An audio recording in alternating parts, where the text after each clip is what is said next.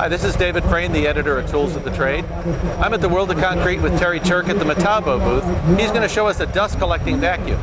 Terry, what have you got here? Well, this is our ASR 35 ACP, we call it.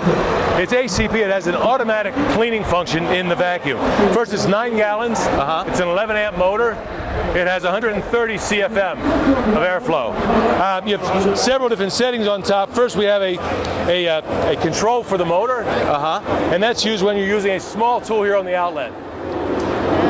You want to take the tool's amperage, the amperage of the vacuum, add them together, and then dial in what you need to get to your circuit. So they've marked it in amps, which is nice. Yes. I'm working on a 20 amp circuit, and I've got a 10 amp up grinder on here. I want to dial this down to maybe 10 amps, so I'm not overloading the circuit behind me. Sure, who wants to run to the breaker? Exactly, exactly. But let's talk a little bit more about the features of the grinder. Yeah. Sorry, the vacuum. So, first of all, there's an AR feature. That's your automatic run. So if the tool is plugged in here, the vacuum will start with the tool, and then it will run on for an additional 7 seconds after you turn the tool off to clear the hose. There is an IR feature here. That's also a cleaning function, but it overrides the automatic run. Okay. So if I'm running a different tool on a different line, the IR features will go into use. Okay. And then you have just on all the time. Sure. You can hear the cleaning feature there. Yeah. First it cleans one side, one filter side, and then the other. There are 2 sets of filters in here. It comes with a set of polyester filters. It's also available with the HEPA filter. So 2 different versions of the vacuum are available. Anything special about that hose? The hose is a anti-static hose, and then when mated up with our tools that have an anti-static housing, it nearly eliminates the shock that you get when grinding concrete or cutting concrete. Okay, cool. Can we take a look inside? Sure, sure.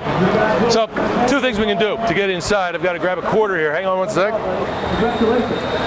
I've got it. So you use a quarter, a screwdriver, whatever. We can open up the vac by turning here. Okay. Now here inside you can see we've got a couple neat features. These are the 2 filters here. Yep. But first you see where the air is coming through. It's nearly totally clean. Sure is. Okay.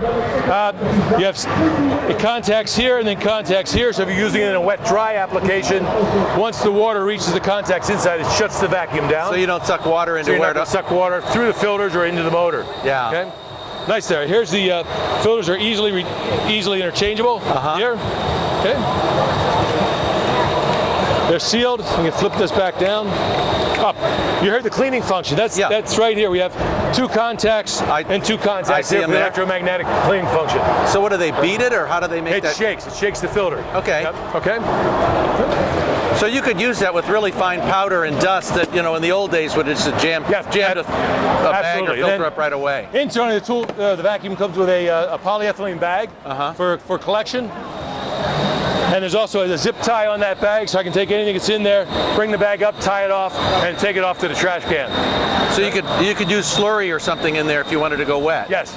Yeah. Cool. We have an accessory filter bag, a fleece filter bag, also available for slurry that'll separate the solids from the liquids. Gotcha. That's available too. Now underneath, you can see here the filters on the bottom side, but 1 filter, 2 filters. Oh, gotcha. And then, is this tool available yet?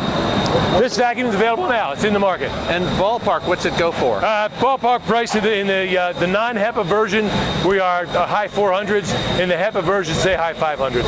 Gotcha. Terry, thank you very much. Thank you, David.